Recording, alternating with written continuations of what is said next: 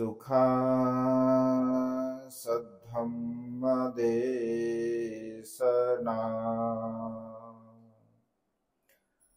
सुखा संघससामग्गी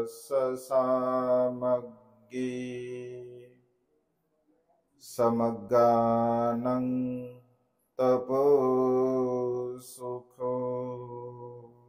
विश्ववंदनीय विश्व शांतिदूत प्रज्ञाशील समाधीचे उद्गाता महान करुणावान करुणेचा सागर तथागत सम्यक संबुद्ध तथागतांचा पावन पवित्र सद्धम्म त्या सद्धम्माचा सातत्याने प्रचार आणि प्रसार करणारा सदा पूजनीय भिक्खू संघ बुद्ध धम्म आणि संघ या महान तीन रत्नाची आम्हा सर्वांना माहिती करून देणारे आम्हा सर्वांचा आधारस्तंभ भारतीय घटनेचे शिल्पकार बोधिसत्व गुणपेतंग डॉक्टर बाबासाहेब आंबेडकर यांच्या धम्मक्रांतीमध्ये संपूर्ण जीवन समर्पित करतो।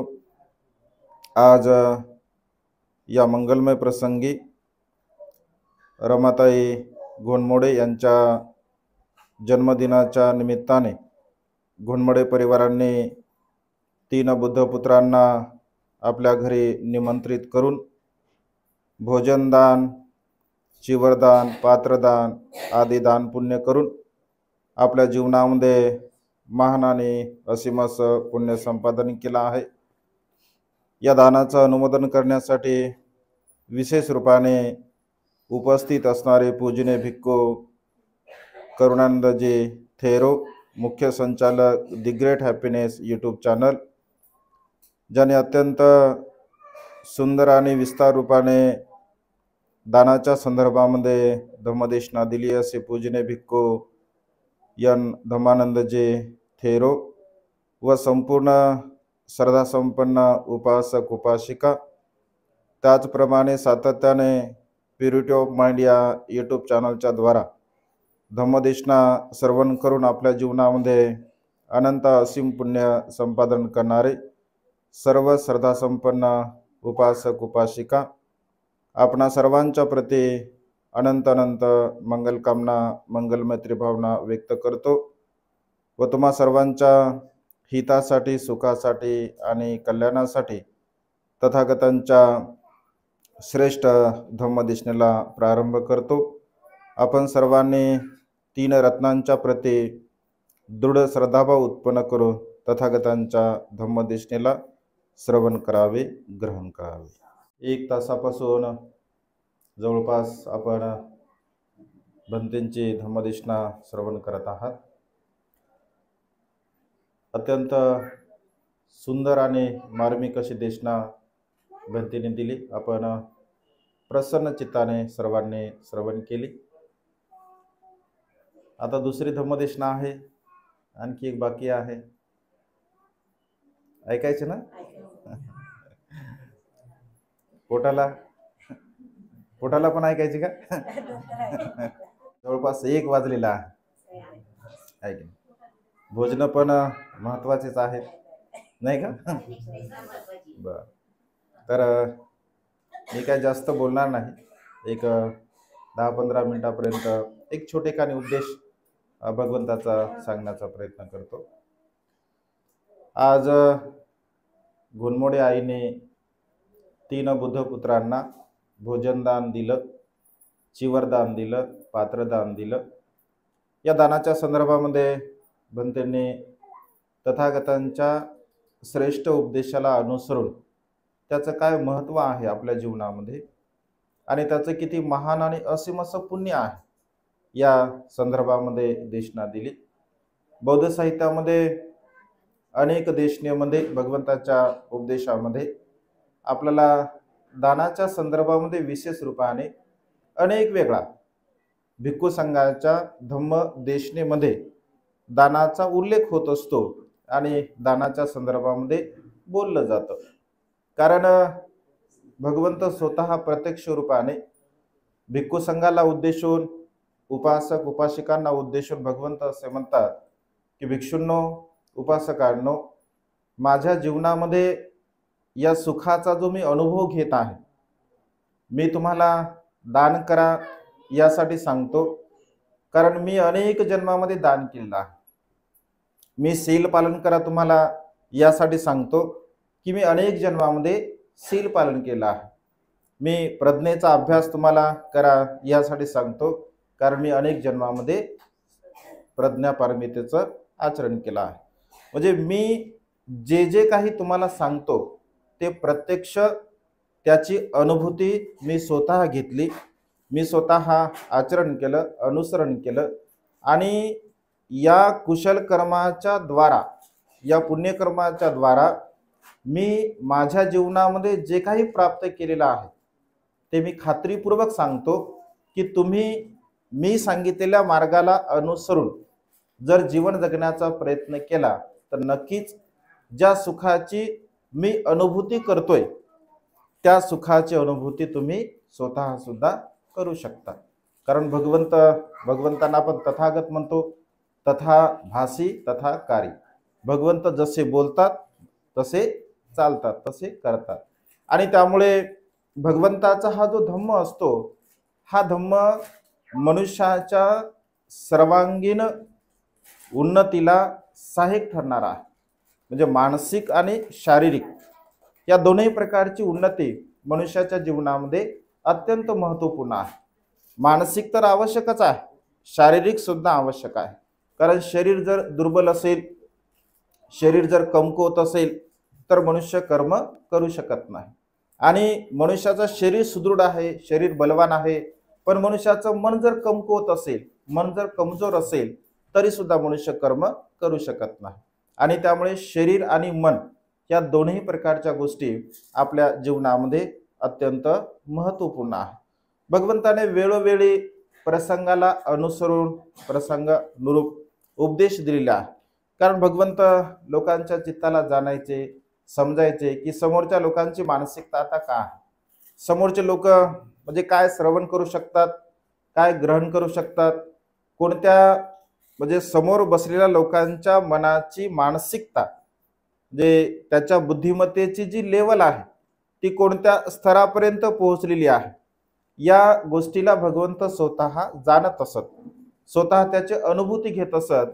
कारण तुम्ही जर बौद्ध साहित्यांचे वाचक जर असाल तर भगवंताने प्रत्येक ठिकाणी भिन्न भिन्न उपदेश दिले आहे, वेगवेगळे उपदेश दिलेले आहे. प्रत्येकाला सारखाच उपदेश भगवंताने दिलेला नाही आहे. कारण प्रत्येक मनुष्याची बुद्धिमत्ता ही भिन्न असते, ठीक आहे. प्रज्ञा वेगवेगळी असते मनुष्याची. कोणी बुद्धिवान असतात, कोणी अल्पबुद्धिवान असतात, कोणी महाप्रज्ञावान असतात. आणि त्यामुळे सर्वच लोकांना सर्वच गोष्टी काही लागू पडतील किंवा सर्वच लोक सर्वच गोष्टींना समजून घेतील असाही काही भाग नाही आहे. आपल्या बुद्धिमत्तेला अनुसरून ते लोक समजून घेत असतात. परंतु भगवंत असे म्हणतात की धम्मदेशना जेव्हा आपण श्रवण करत असतो तर धम्मदेशना श्रवण करत असताना सर्व जरी आपल्याला समजलं नाही किंवा सर्व जरी आपण त्या आत्मसात केलं नाही तरी सुद्धा त्या धम्मदेशनेचा एखादा अंश सुद्धा, एक अंश जरी आपण आपल्या जीवनामध्ये म्हणजे धारण केला आणि त्यानुसार जरी आपण जीवन जगण्याचा प्रयत्न केला तर नक्कीच आपल्या जीवनामध्ये परिवर्तन झाल्याशिवाय राहणार नाही, आपल्या मनाला सुख लाभल्याशिवाय राहणार नाही. आणि त्यामुळे अनेक प्रसंगी भगवंताचे वेगवेगळे उपदेश आपण श्रवण करतो. या मंगलमय प्रसंगी दानाच्या संदर्भामध्ये भंतेने अत्यंत सुंदर असा उपदेश दिला. तर सांसारिक जीवनामध्ये भगवंताने काही उपदेश दिले, म्हणजे ग्रस्तांना सुखपूर्वक जीवन जगण्यासाठी भगवंत असे म्हणतात की तुम्हाला जर सुखपूर्वक जीवन जगायचं आहे, कारण आपण जीवन कशासाठी जगतो, आपल्या जीवनाचा उद्देश काय आहे. प्रत्येकाला असं वाटतं की मी सुखी जगावं, माझ्या जीवनामध्ये सुख असावं, माझ्या जीवनामध्ये कोणत्याही प्रकारचं दुःख नसावं, सर्व प्रकारच्या भौतिक दुःखाला मी नष्ट करावं आणि केवळ मी सुखाला प्राप्त व्हावं असं या संसारामध्ये जीवन जगणाऱ्या प्रत्येक मनुष्य सत्वाला वाटते. मग ते केवळ बौद्धच आहेत असं नाही आहे. बौद्धांना सुद्धा असं वाटतं की आम्ही सुखी असावं आणि अन्य बांधवांना सुद्धा असं वाटतं की आम्ही सुखाने जीवन जगावं. पण भगवंत असे म्हणतात की अनेक लोकांना म्हणजे सुखाने कसं जगावं, पहिली गोष्ट तर म्हणजे सुखाची व्याख्याच लोकांना कळाली नाही। बहुतांश लोकांना सुखाची नेमकी व्याख्या का आहे हेच मनुष्याला कळालं नाही, आणि त्यामुळे खरी सुखाची व्याख्या न कळाल्यामुळे मनुष्य भौतिक सुखाच्या पाठीमागे लागलेला असतो। सुखाची व्याख्या आपली काय? कोणाला जर म्हटलं की तुम्हाला काय पाहिजे, एखाद्या मनुष्याला जर विचारलं की तुम्हाला काय पाहिजे, तर भुकेला, ज्याला भूक लागली, ज्या मनुष्याला भूक लागली तर तो काय म्हणेल? सध्या मला जेवण पाहिजे, कारण जेवण जर केलं तर मला सुख लाभेल। एखादा तहानलेला मनुष्य आहे, त्याला जर तहान लागली तर त्या क्षणी त्याला कशाची आवश्यकता आहे? त्याला पाण्याची आवश्यकता आहे। ज्याला वस्त्र नाही आहे त्याला वस्त्राची आवश्यकता आहे, ज्याला निवारा नाही आहे त्याला निवाऱ्याची आवश्यकता आहे। म्हणजे भौतिक ज्या काही गोष्टी आहेत, एखादा चालणारा मनुष्य असेल तर त्याला जर गाडीवर कोणी बसणारा भेटला, बस गाडीवरती, तर त्या क्षणापुरता तो सुखी होईल। म्हणजे सुखाची व्याख्या वर्तमान काळामध्ये आपण वेगवेगळ्या प्रकारची करू शकतो भौतिक गोष्टीला अनुसरून। आणि भौतिक ज्या काही सुखसुविधा आपल्या जीवनामध्ये आपल्याला प्राप्त होत असतात तर मनुष्य त्याला सुख समजत असतो, परंतु भगवंत असे म्हणतात की हे जे सुख आहे, ज्याला आपण भौतिक जे सुख म्हणतो, तर हे काय कायमस्वरूपी टिकणार नाही आहे। जसं गरम होत आहे, आपल्याला फॅन लावला एका क्षणामध्ये आपल्याला सुख लाभते, एक ना अंधार पडला जर आपण म्हणजे लाईट लावला तर एका क्षणापुरता आपल्याला सुख लाभते।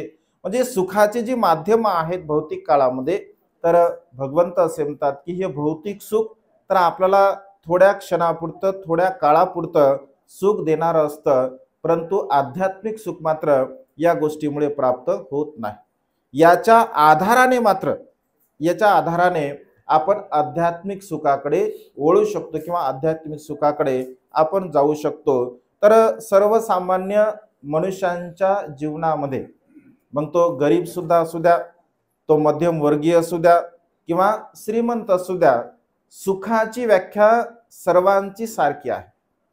सुखाच्या व्याख्येमध्ये मात्र तफावत नाही आहे। एखादा गरीब मनुष्य आहे आणि त्याच्या सुखाची व्याख्या वेगळी आहे असं नाही आपण म्हणू शकत। एखादा मध्यमवर्गीय मनुष्य आहे, त्याच्या सुखाची व्याख्या वेगळी आहे। एखादा अत्यंत धनवान मनुष्य आहे, त्याच्या सुखाची व्याख्या वेगळी आहे असं मात्र आपण म्हणू शकत नाही। खऱ्या अर्थाने आध्यात्मिक सुखाची व्याख्या एकच आहे जी भगवंताने सांगितली आहे। एक वेळचा प्रसंग आहे, अनाथ पिंडक जेतवन विहारामध्ये भगवंताकडे येत असतो। अनाथ पिंडकाची विशेषता असते, आपण अनेक अनाथ पिंडकाच्या संदर्भामध्ये अनेक वेळा ऐकलेला आहे। आपल्या प्युरिटी ऑफ माइंड या चॅनलवरती अनाथ पिंडकाच्या जीवनातील बहुतांश उपदेश आपण चॅनलवरती म्हणजे टाकलेले आहेत। आज मी जे बोलणार आहे ते सुद्धा कदाचित तो उपदेश सुद्धा म्हणजे चॅनलवरती आपल्याला ऐकायला मिळेल सविस्तर रूपाने।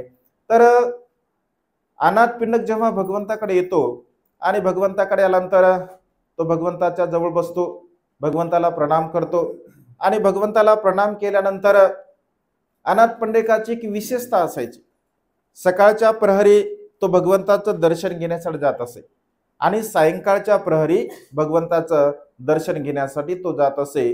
दिवसातून 2 वेळा तो भगवंताचं दर्शन घेण्यासाठी नित्य नियमाने जात असे। एकही दिवस चुकत नसे की अनाथ पिंडक भगवंताचं दर्शन घेत नसे। रोज आणि रोज तो भगवंताचं दर्शन घेत असे। आणि भगवंत पण तो त्याच्यामध्ये असणारा जो सद्गुण आहे तो भगवंताला कधी प्रश्न करत नसे। काही लोकांमध्ये खूप सज्जनता असते, काही लोक बिलकुल काही विचारत नाहीत, म्हणजे केवळ ऐकण्याचं कार्य करतात, त्यापैकी अनाथ पिंडक असतात। काही लोक फक्त प्रश्न विचारत असतात, जसं राजा प्रसेनजित म्हणजे भगवंताकडे जेव्हा जेव्हा जात असे तेव्हा तेव्हा तो काही ना काही भगवंताला विचारत असे, कारण त्याच्या मनामध्ये शंका कुशंका असायच्या आणि त्या शंका कुशंका तो लगेच भगवंताच्या समोर बोलून दाखवायचा, भगवंत त्याचं निरसन करत असत। मात्र अनाथ पिंडक भगवंताला कधी काही विचारत नसे। अनाथ पिंडक असा विचार करे की सिद्धार्थ गौतम म्हणजे भगवंत राजकुमार होते, राजघराण्यातले होते, ते अत्यंत सुकुमार होते आणि अन्य लोक सुद्धा त्यांना खूप त्रास देतात, खूप विचारतात, भगवंत खूप बोलतात, आपण भगवंताला काही विचारू नये, आपण भगवंताला काही त्रास देऊ नये। आणि जेव्हा जेव्हा तो भगवंताकडे येत असे, भगवंत मात्र त्याच्यावरती अनुकंपा करत असतात। भगवंत विचार करतात की अनाथ पिंडक फार सज्जन आहे, कधी काही विचारत नाही, परंतु याच्या भल्यासाठी मी काही ना काही याला सांगितलं पाहिजे. प्रसंग असा असायचा की अनाथ पिंडक जेव्हा जेव्हा भगवंताकडे येत असे तेव्हा तेव्हा भगवंत अनाथ पिंडकाला काही ना काही उपदेश करत असत. तो उपदेश तो श्रवण करे आणि म्हणजे निघून जात असे. याही प्रसंगी तो भगवंताच्या समोर बसतो आणि सहज भगवंत त्याला बोलतात की अनाथ पिंडक, संसारामध्ये सुखी मनुष्य कोण आहे तुला माहित आहे? या संसारामध्ये सुखी मनुष्याची व्याख्या का आहे हे तुला माहित आहे? कारण अनाथ पिंडक जेव्हा भगवंताला भेटतो तर तेव्हा तो म्हणतो, भगवान माझ्याकडे एवढी संपत्ती आहे, माझ्याकडे विपुल धनसंपदा आहे भगवान, म्हणजे माझ्याकडे किती संपत्ती आहे याची गिनती सुद्धा मी केली नाही. असंख्य धनसंपदा माझ्याकडे आहे. मी खूप बेचैन आहे, मी खूप दुःखी आहे, कष्टी आहे, कारण माझ्याकडे विपुल धनसंपत्ती आहे. पण भगवान मी एवढी धनसंपत्ती असताना मी दुःखी आहे, कष्टी आहे, तरी सुद्धा एका बाजूने मला समाधान आहे.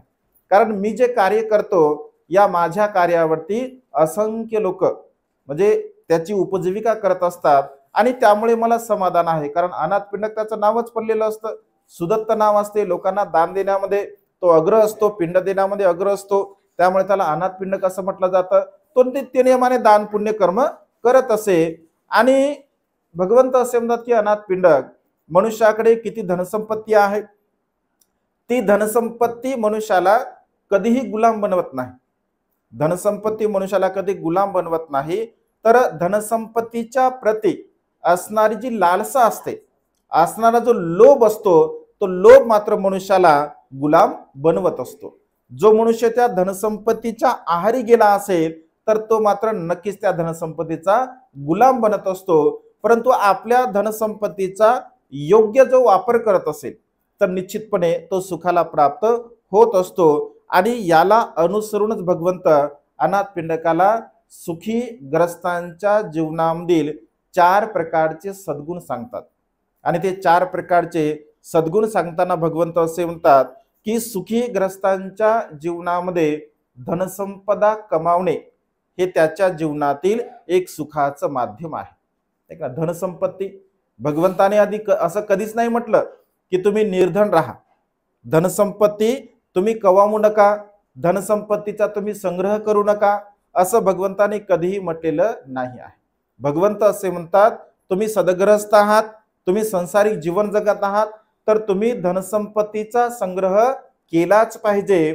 परंतु त्या धनसंपत्तीचा संग्रह करत असताना मात्र तो सम्यक मार्गाने केला पाहिजे, तो योग्य मार्गाने केला पाहिजे.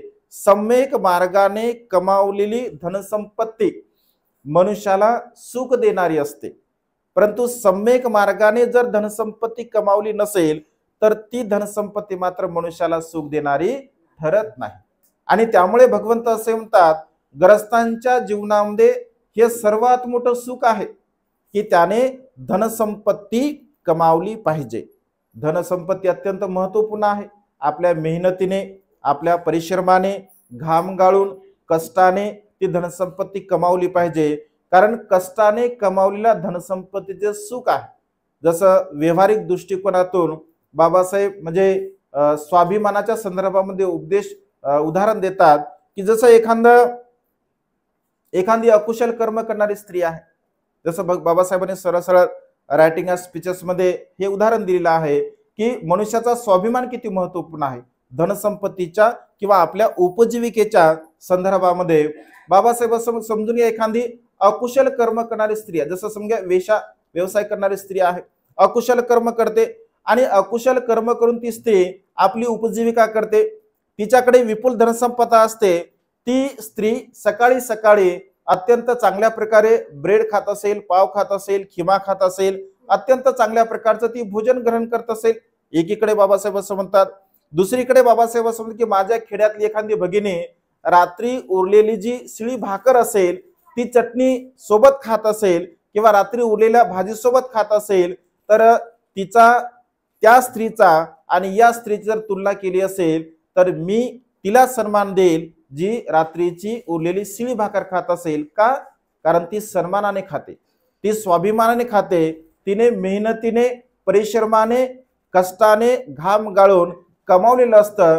परंतु अकुशल मार्गाने कमावलेल्या स्त्रीची जी धनसंपदा आहे किंवा तिचं जे काही सुख आहे तर ते सुख मात्र काही कामाचं नाही आहे. आणि त्यामुळे धनसंपत्ती कमावत असताना भगवंत असे म्हणतात की सम्यक मार्गाने आपण आपल्या जीवनामध्ये धनसंपत्ती कमावली पाहिजे. सम्यक मार्गाने जर मनुष्य धनसंपत्ती कमावत असेल तर नक्कीच त्या धनसंपत्तीच्या प्रती त्याच्या मनामध्ये सुखाची अवस्था ही प्राप्त होत असते. आणि त्यामुळे कारण धनसंपत्ती कमावणे या संसारामध्ये भगवंत असे म्हणतात की ग्रस्तांच्या जीवनामध्ये हे अत्यंत महत्वपूर्ण असं माध्यम आहे की ना, सुखाचं माध्यम आहे. कारण गरिबी हे दुःखाचं मूळ आहे असं भगवंत म्हणतात. म्हणजे गरिबी मनुष्याच्या जीवनामध्ये अत्यंत दुःखाचं मूळ आहे. गरिबीमुळे अनेक प्रकारच्या समस्या उद्भवत असतात, अनेक प्रकारच्या समस्या निर्माण होत असतात. आणि त्यामुळे गरिबीला दूर करण्याचा जो मार्ग आहे तर सम्यक मार्गाने, शीलाच्या मार्गाने, न्यायाच्या मार्गाने, सदाचाराच्या मार्गाने आपण सदा सर्व काळ धनसंपत्ती कमावण्याचा प्रयत्न केला पाहिजे. आणि त्या धनसंपत्तीचा आपण संग्रह सुद्धा आपल्या जीवनामध्ये केला पाहिजे. हे एक सुख भगवंत असे म्हणतात. कारण तुम्ही बघा व्यवहारामध्ये सुद्धा आपण असं बघतो, जसं उदाहरणार्थ एखादा मनुष्य जर समजा देणगी रूपाने एखादा कष्ट करणारी स्त्री असेल किंवा पुरुष असेल, जर त्याने समजा देणगी रूपाने वर्गणी दिली समजा एखाद्या कार्यक्रमामध्ये 14 एप्रिलसाठी म्हणा किंवा एखाद्या कार्यक्रमामध्ये म्हणा, तर त्याची स्तुती होते की बघा म्हणजे अगदी साधं काम करणारी स्त्री आहे, भांडे काम करणारी स्त्री आहे किंवा मजूर काम करणारा व्यक्ती आहे, याने मात्र वर्गणी दिली, त्याची स्तुती होते, वाहवा देते. आणि ते समजून घ्या एखादा व्यक्ती आहे, समजा एखादा राजकीय व्यक्ती आहे किंवा अन्य कुठल्या प्रकारचं अकुशल कर्म करणारा किंवा अन्य 2 नंबरचा पैसा कमवणारा व्यक्ती असेल आणि त्याने जर समजा त्याच्यापेक्षा दुप्पट दिली, 10 पट दिली, तरी सुद्धा आपल्या मनातून काय भावना उत्पन्न होते? आपण सहज म्हणतो याला काय कमी आहे, यार 2-4 जणांच्या मुंड्या मोडल्या असतील, इकडे दिली मोठेपणा करण्यासाठी, त्याला काही एवढं महत्व आहे? म्हणजे त्याच्या दानाला, त्याच्या दिलेला काही महत्व असते का? काहीही महत्व राहत नाही. कारण भगवंत असे म्हणतात कारण ती मेहनतीने, परिश्रमाने कमावलेली नसते. आणि त्यामुळे धनसंपदा कमावणे हे ग्रस्तांच्या जीवनामध्ये एक सुखाचं माध्यम आहे असं भगवंताने म्हटलं. आणि त्यामुळे धनसंपत्ती कमावत असताना आपण नेहमी सत्याच्या मार्गाने, न्यायाच्या मार्गाने, परिश्रमाच्या मार्गाने, मेहनतीच्या मार्गाने कमावली पाहिजे. कारण त्यामुळे त्याला सुख असते. हे एक ग्रस्तांच्या जीवनातील महत्वपूर्ण सुख आहे. दुसरं सुख आहे, भगवंत असे म्हणतात कमावलेली जी धनसंपत्ती आहे, आपण जी धनसंपत्ती कमावतो त्या धनसंपत्तीचा उपभोग सुद्धा घेता आला पाहिजे. धनसंपत्ती केवळ कमावणे एवढंच महत्वाचं नाही आहे, तर त्या धनसंपत्तीचा उपभोग सुद्धा आपल्याला घेता आला पाहिजे. उपभोग म्हणजे काय? वापर करता आला पाहिजे. आपल्याकडे असणाऱ्या संपत्तीचा आपल्याला वापर सुद्धा करता आला पाहिजे. म्हणजे आपण कमावलेली संपत्ती ही कोणत्या कामासाठी आपण वापरतो, कशासाठी आपण वापरतो, हे सुद्धा मनुष्याला कळायला पाहिजे. भगवंत असे म्हणतात तुमच्या धनसंपत्तीचे समान तुम्ही 4 वाटे केले पाहिजे. तुमच्या धनसंपत्तीचे तुम्ही 4 वाटे केले पाहिजे. भगवंत असे म्हणतात की तुमची स्वतःची उपजीविका करण्यासाठी एक समान वाटा तुम्ही ठेवला पाहिजे. उपजीविका करण्यासाठी, आपल्या परिवाराला सांभाळण्यासाठी एक वाटा समान असायला पाहिजे. दुसरा वाटा तुमच्याकडे तुमच्या आरोग्यासाठी असला पाहिजे. कधी काळी आपल्याकडे संकट येऊ शकते, आजारपण येऊ शकते किंवा कुठल्या प्रकारचा प्रसंग उद्भवू शकतो, तर त्यासाठी एक वाटा आपण काढून ठेवला पाहिजे. आपण जो व्यवसाय करतो, उद्योगधंदा करतो, त्याच्यासाठी सुद्धा आपण एक वाटा काढून ठेवला पाहिजे. आणि चौथा वाटा हे दान पुण्यासाठी सुद्धा आपण काढून ठेवला पाहिजे. हे 4 समान धनसंपत्तीचे जर वाटे आपण केले तर खऱ्या अर्थाने त्या धनसंपत्तीचा उपभोग मनुष्याला घेता येतो. परंतु मनुष्याला जर आपण कमावलेल्या धनसंपत्तीचा जर उपभोग घेता येत नसेल, कारण अनेक लोक, बौद्ध साहित्यामध्ये असे अनेक उदाहरणं आहेत की अनेक लोकांकडे करोडो रुपये धनसंपत्ती होते, परंतु त्या धनसंपत्तीचा उपभोग त्या मनुष्याला मात्र कधी घेता आला नाही. जसं छोटंसं उदाहरण बौद्ध साहित्यामध्ये आहे.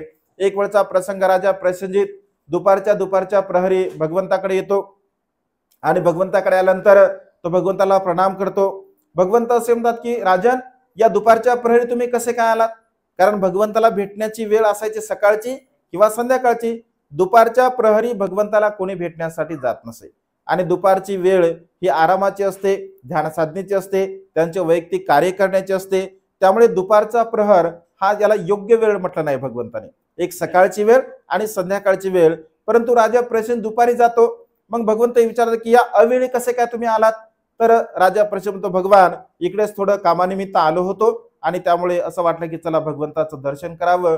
तर भगवान आलो. तर भगवंताचं दर्शन करतो आणि तो भगवंताच्या समोर बसतो. समोर बसल्यानंतर तो म्हणतो, भगवान माझ्या मनामध्ये एक शंका आहे, विचारू का भगवान? जर परवानगी असेल तर. तर भगवंत म्हणतात की विचारा. तो म्हणतो, भगवान मी सकाळपासून दुपारच्या प्रहारापर्यंत या नगरामध्ये आहे. भगवान इथे एक व्यक्ती मृत्यूला प्राप्त झाला. या व्यक्तीकडे एवढी धनसंपत्ती होती भगवान, सकाळपासून आतापर्यंत 500 गाड्या लावल्या मी धनसंपत्ती नेण्यासाठी. 500 गाड्यामध्ये मी धनसंपदा घेऊन गेलो. भगवान एवढी धनसंपत्ती या व्यक्तीकडे होती. आतापर्यंत ती धनसंपत्ती माझ्या राजकोषामध्ये मी जमा केली. पण भगवान त्याच्या संदर्भामध्ये जेव्हा लोकांकडून मी ऐकलं, तर मला आश्चर्य वाटलं भगवान. म्हणजे ज्या मनुष्याकडे एवढी धनसंपदा आहे त्या मनुष्यांचं जीवन कसं असायला पाहिजे, त्याची दिनचर्या कशी असायला पाहिजे. तर तो म्हणतो, भगवान मी लोकांकडून ऐकलं तर लोक असं सांगत होते की भगवान याची दिनचर्या अत्यंत निकृष्ट दर्जाची होती. याचं खानपान, हा जो भोजन करत असे, तर भोजन करत असताना भगवान याने याच्या जीवनामध्ये कधीही स्वादिष्ट भोजन केलं नाही. हा भोजन ग्रहण करत असताना जसं तांदळामध्ये जे उरलेले छोटे छोटे काय म्हणतो आपण त्यांना, कणिक, तर भगवान हा केवळ कणिकचा भात खात असे. म्हणजे रोजच्या भोजनामध्ये केवळ कणिक खात असे. अत्यंत स्वादिष्ट उच्च दर्जाचं त्याने कधी भोजन केलं नाही. त्याच्यासोबत एखादं काहीतरी पदार्थ बनवावा अशी सुद्धा याची मानसिकता नसते भगवान. म्हणजे अशा पद्धतीनं याचं भोजन असायचं. भगवान याच्या अंगावरती वस्त्र असे होते की त्या वस्त्राला अनेक ठिकाणी म्हणजे कपडे जोडले होते, ठिगळे लावले होते अनेक ठिकाणी. भगवान याचा रथ अशा प्रकारचा होता की याच्या रथाचे घोडे अगदी उद्याच मरतील अशा प्रकारचे याच्या रथाचे घोडे होते. भगवानाच्या रथाला छेद सुद्धा नव्हता. म्हणजे याच्या रथाच्या चाकाचे अनेक आऱ्या तुटलेल्या होत्या. म्हणजे अत्यंत निकृष्ट दर्जाचं अशा प्रकारचं हा जीवन जगत होता. भगवान याला काय कारण आहे? बघा, संपत्ती तर भरपूर आहे, एवढी मोठी धनसंपदा आहे, 500 गाड्या सकाळपासून दुपारपर्यंत धनसंपत्ती घेऊन जात आहे. तर भगवान याचं जीवन असं का जगत होता? कारण प्रश्न आहे निर्माण. अनेक लोक आपण बघतो बघा, व्यवहारामध्ये सुद्धा म्हणजे भगवंताच्या काळामध्ये घडलेल्या घटना वर्तमान काळामध्ये सुद्धा आपल्याला पाहायला मिळतात. कधी कधी व्यवहारामध्ये आपण असं म्हणतो, घरी जळत नाही म्हणतो, पण वागते कसा बघा, आहे की नाही. म्हणजे कधी कधी म्हणतो घरी बघा ना किती चांगलं आहे, पण भोजन असं बनवलं एक घास सुद्धा आम्हाला खाऊ वाटला नाही, आहे की नाही. त्याच्या अंगावर वस्त्र असे आहे एकदम निकृष्ट दर्जाचे आहे, राहणीमान असा आहे. म्हणजे असा व्यवहारामध्ये बोलतो. आणि अनेक लोक असे पाहायला आपल्याला मिळतात. कधी कधी काहीच लोकांकडे नसते पण एकदम झकपक राहतात. लोक बोलताना म्हणतात खिशात नाही दमडी म्हणतात आणि राहणीमान बघा म्हणतात कसं आहे. म्हणजे असं व्यवहारामध्ये लोक पाहतात. काही लोकांना राहायला खूप चांगलं आवडते, काही लोकांकडे असून सुद्धा त्याचा उपभोग घेता येत नाही. आणि त्यामुळे तसं त्याचं ते पूर्वकर्म आहे. म्हणजे फार मोठी स्टोरी आहे, ते का सांगणार नाही मी. तर मनुष्याच्या जीवनामध्ये मला सांगायचं एवढंच आहे की आपल्याकडे असणारी जी धनसंपत्ती आहे त्या धनसंपत्तीचा उपभोग सुद्धा आपल्याला घेता आला पाहिजे. जर उपभोग जर आपल्याला घेता येत नसेल तर शेवटी काय आहे, आपण कितीही धनसंपत्ती कमावली आणि धनसंपत्तीचा आपण उपभोग जर घेतला नाही, आपण दान पुण्य केलं नाही, आपण शील पालन केलं नाही, आपण परोपकाराची भावना केली नाही, आपल्या आप्तेष्टांना नातेवाईकांना आपण कधी काही मदत केली नाही, काही दिलं नाही, तर त्या धनसंपत्तीला काही सुद्धा उपयोग होत नाही. आणि त्यामुळे भगवंत असे म्हणतात की आपल्याकडे असणाऱ्या धनसंपत्तीचा, कारण मृत्यूला प्राप्त झाल्यानंतर तुमची इच्छा असो किंवा तुमची इच्छा नसो तिला मात्र तुम्हाला सोडून जावं लागतं. आणि त्यामुळे भगवंत असं म्हणतात की जी तुमची नाही आहे परंतु ती तुमच्याकडे जेव्हा आहे तर त्या संपत्तीचा उपभोग करून तुम्ही खूप चांगल्या प्रकारचं जीवन जगू शकता, तुम्ही शील पालन करू शकता, तुम्ही दान पुण्य करू शकता. कारण हे दान पुण्य करणे, शील पालन करणे, प्रज्ञेचा अभ्यास करणे, परोपकाराची भावना करणे, गरजूंना मदत करणे हे आपल्या जीवनातील महान आणि असीम असं पुण्य कर्म असतं, कुशल कर्म असतं. आणि त्यामुळे सदग्रस्तांच्या जीवनामधील दुसरं सुखाचं माध्यम आहे की कमावलेल्या धनसंपत्तीचा त्याला उपभोग सुद्धा घेता आला पाहिजे, त्याचा त्याला वापर सुद्धा करता आला पाहिजे. हे दुसरं गुण आहे. तिसरं गुण आहे अऋण राहणे. तिसरं गुण आहे अऋण राहणे. अऋण म्हणजे काय? आपल्यावरती कुणाचंही कर्ज नसावं. हे सुखाचं अत्यंत महत्वपूर्ण माध्यम आहे. भगवंत असे म्हणतात की जर समजून घ्या तुमच्या ऋण असेल, तुमच्यावर जर कर्ज असेल, कर्जाने डुबलेला मनुष्य किंवा ज्याच्या डोक्यावरती म्हणजे कर्ज आहे, तर त्या मनुष्याला अगदी अन्न सुद्धा गोड लागत नाही, त्या मनुष्याला सुखाने कधी झोप सुद्धा येत नाही. कारण ज्यांच्यावरती कर्ज असतं हे त्यालाच माहित असतं की तो किती चिंतेमध्ये असतो, किती बेचैन असतो, किती दुःखी असतो, किती कष्टी असतो. त्याचा केव्हा कधी कुठे अपमान होईल हे सुद्धा सांगता येत नाही. कारण आपल्यावर जर कर्ज असेल, भगवंत असे म्हणतात की आपल्या गरजाच आपण अशा कराव्या, आपल्या व्यवहारामध्ये गरजा आपण अशा निर्माण कराव्या की आपण त्या गरजा जर पूर्ण करत असेल तरच त्या गोष्टी आपण केल्या पाहिजे. परंतु आपल्या गरजा जर पूर्ण होत नसतील आणि आपण म्हणजे वेगळं आपल्या गरजेपेक्षा अधिक जर करत असेल तर ते मात्र योग्य नव्हे. ऐका, जुने लोक म्हणायचे, ऐक ना, म्हणजे पांघरून पाहून पाय पसरले पाहिजे, आहे की नाही? एक जुन्या लोकांची म्हण आहे ना, अंथरून पाहून पाय पसरले पाहिजे. म्हणजे जेवढी आपली म्हणजे ऐक ना, जेवढी आपली कमाई आहे, जेवढी आपली मिळकत आहे, तर तेवढ्याच गरजा आपण पूर्ण केल्या पाहिजे. दुसऱ्याकडे पाहून पाहून जर आपण आपल्या गरजा वाढवण्याचा प्रयत्न केला किंवा दुसऱ्या आपल्या गरजा पूर्ण होतील अशी अपेक्षा केली, आपण दुसऱ्याचं कर्ज काढून दुसऱ्याकडून पैसे घेऊन अनेक प्रकारच्या अशा गरजा जर पूर्ण करण्याचा प्रयत्न करत असेल तर ते मात्र दुःखाचं कारण आहे असं भगवंतांनी म्हटलं आहे. आणि त्यामुळे अऋण असणारा मनुष्य, ज्याच्यावरती कधीही कोणाचंही, आता व्यवहारामध्ये जीवन जगत असताना छोटे मोठे आपण व्यवहार करतच असतो, एक ना, कोणाची उसनवारी करत असतो, आपण कर्ज घेत असतो, परंतु भगवंत असे म्हणतात की आपण ते कधी फेडू शकणार नाही. अशा प्रकारचा बोजा आपण आपल्या डोक्यावरती कधीही लादून घेऊ नये. जेवढा आपल्या क्षमतेला अनुसरून, आपल्या मिळकतीला अनुसरून, आपल्या मेहनतीला, आपल्या परिश्रमाला अनुसरून आपण जेवढं करू शकतो तेवढं करण्याचा आपण प्रयत्न केला पाहिजे. आणि त्यामुळे ज्यांच्यावरती ऋण आहे तोही मनुष्य कधी सुखाने झोपू शकत नाही. परंतु जो अऋण आहे, ज्यांच्यावरती कधीही कोणत्याही प्रकारचं कर्ज नाही आहे, तर अशा प्रकारचा मनुष्य सातत्याने सुखाच्या मार्गाने जीवन जगत असतो, तो सुखाला प्राप्त होत असतो. हा तिसरा सद्गुण ग्रस्तांच्या जीवनामधील अत्यंत महत्वपूर्ण आहे. आणि चौथा आणि अत्यंत महत्वपूर्ण असा गुण आहे निर्दोष जीवन. भगवंत असे म्हणतात की आपलं जीवन हे निर्दोष असावं.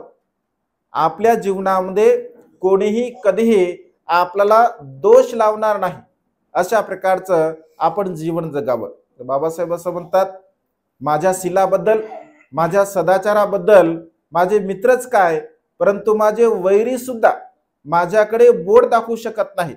कारण माझं जीवन, माझं शील, माझा सदाचार अगदी धुतलेल्या तांदळासारखा आहे. एवढा विश्वास आपल्या चारित्र्यावरती, आपल्या शीलावरती असला पाहिजे. निर्दोष जीवन जगण्याचा आपण प्रयत्न केला पाहिजे. निर्दोष जीवन म्हणजे काय, तर कायेने अकुशल कर्म न करणे, वाचेने अकुशल कर्म न करणे आणि मनाने अकुशल कर्म न करणे. काया, वाचा आणि मनाला परिशुद्ध करणे, निर्मळ करणे. आपण असे कर्मच करू नये. भगवंत असे म्हणतात की आपण असे कर्मच करू नये की जे कर्म आपल्याला दोषारोपण करण्यासाठी सहाय्यक ठरतील, जे कर्म केल्यानंतर आपल्याला पश्चाताप होईल, जे कर्म केल्यानंतर आपल्याला वाईट वाटेल किंवा जे कर्म केल्यानंतर आपल्याला कोणी नावं ठेवेल, अशा प्रकारचं कर्म आपण कधीही करू नये. निर्दोषपणे आपण जीवन जगण्याचा प्रयत्न केला पाहिजे. हे 4 प्रकारचे सुखाचे मार्ग भगवंत सांगतात. पहिला मार्ग योग्य मार्गाने धनसंपत्ती कमावणे, मेहनतीने, परिश्रमाने, कष्टाने आपण धनसंपत्ती कमावली पाहिजे. त्या धनसंपत्तीचा योग्य प्रकारे आपण उपभोग सुद्धा घेतला पाहिजे, आपल्याला घेता आला पाहिजे, ऋण आपण राहिलं पाहिजे, आपल्यावरती कुठल्या प्रकारचं कर्ज नसलं पाहिजे आणि निर्दोषपणे आपण जीवन जगण्याचा प्रयत्न केला पाहिजे।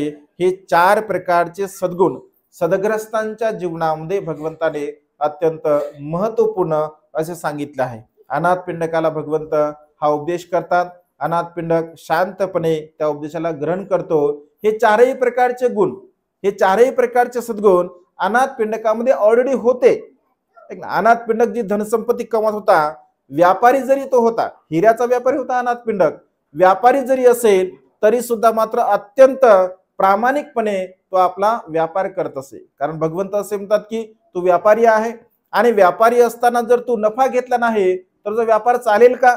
चालणारच नाही। व्यापार जर असेल आणि नफा जर घेतला असेल, व्यापार कसा काय चालणार आहे? परंतु व्यापार घेणे आणि लुटणे याच्यामध्ये फरक असतो। एक नफा घ्यावा, परंतु नफा सुद्धा दुसऱ्यावरती जास्त बोजा होऊ नये, दुसऱ्याला अधिक वाटू नये, म्हणजे जेवढं आवश्यक आहे तेवढं तशा पद्धतीने अनाथ पिंडक मात्र आपला व्यापार करत असतो। त्याच्यामध्ये तो अत्यंत चांगल्या प्रकारे सद्गुण होता, आपल्या संपत्तीचा योग्य प्रकारे तो उपभोग घेत असे। कारण भगवंत म्हणजे अनाथ पिंडकाकडे रोज 2000 भिक्खू भोजनासाठी असायचे। ऐक ना, 54 करोड रुपये खर्च करून अनाथ पिंडकाने जेतवन विहाराची निर्मिती केली होती। सातत्याने येणारा भिक्षू असेल, जाणार श्रावस्तीमध्ये जेवढे भिक्षू येतात त्या सर्व भिक्षूंना भोजनदान असेल, चिवरदान असेल, परिष्कारदान असेल, शेनासन असेल, हे सर्व प्रकारचं तो दान देत असे। श्रावस्तीमधून जाणाऱ्या भिक्षूंसाठी सुद्धा तो दान पुण्य करत असे, म्हणजे संपत्तीचा योग्य उपभोग सुद्धा तो घेत असे। आणि अरुणाचा प्रश्न होता, कारण अनाथ पिंडकाची धनसंपदा अनेक त्यांच्या मित्राकडे होती, त्याने कधी त्याच्या जीवनामध्ये कोणाचंही ऋण कोणाचंही कर्ज घेतलं नव्हतं आणि निर्दोषपणे त्याने शेवटच्या क्षणापर्यंत जीवन जगलं। अगदी अनाथ पिंडक आपला आदर्श असावा। भगवंताच्या धम्माला अनुसरून आपण सुद्धा या 4 प्रकारच्या सद्गुणाला आपल्या जीवनामध्ये धारण करण्याचा प्रयत्न करावा आणि हे मानवी जीवन दुःखमुक्तीच्या मार्गाकडे घेऊन जाण्याचा आपण प्रयत्न करावा। आजच्या या मंगलमय प्रसंगी अधिक न बोलता या प्रसंगी घोणमोडे परिवाराने, आईने ताईच्या जन्मदिनाच्या निमित्ताने जे काही कुशल कर्म केलं, चिवरदान, पात्रदान, भोजनदान आदी दान पुण्य करून जे कुशल कर्म केलं, पुण्य कर्म केलं, या संपूर्ण कुशल कर्माच्या बलाने घोणमोडे परिवारांना व तुम्हा सर्वांना सुद्धा तुमच्या जीवनामध्ये आयुष्यवर्ण सुख आणि बल प्राप्त हो। तुम्हा सर्वांच्या इच्छित आणि पार्चित मनोकामना ढगातून मुक्त झालेला शीतल चंद्रमाप्रमाणे पूर्णत्वात जाओ, अशा प्रकारची मंगलमय आणि उदात कामना या ठिकाणी वेळेच्या अभावी ही धम्मदेशना संपन्न करतो। सर्वांचं मंगल हो, सर्वांचं कल्याण हो, सर्वांना दीर्घायुष्य लाभो।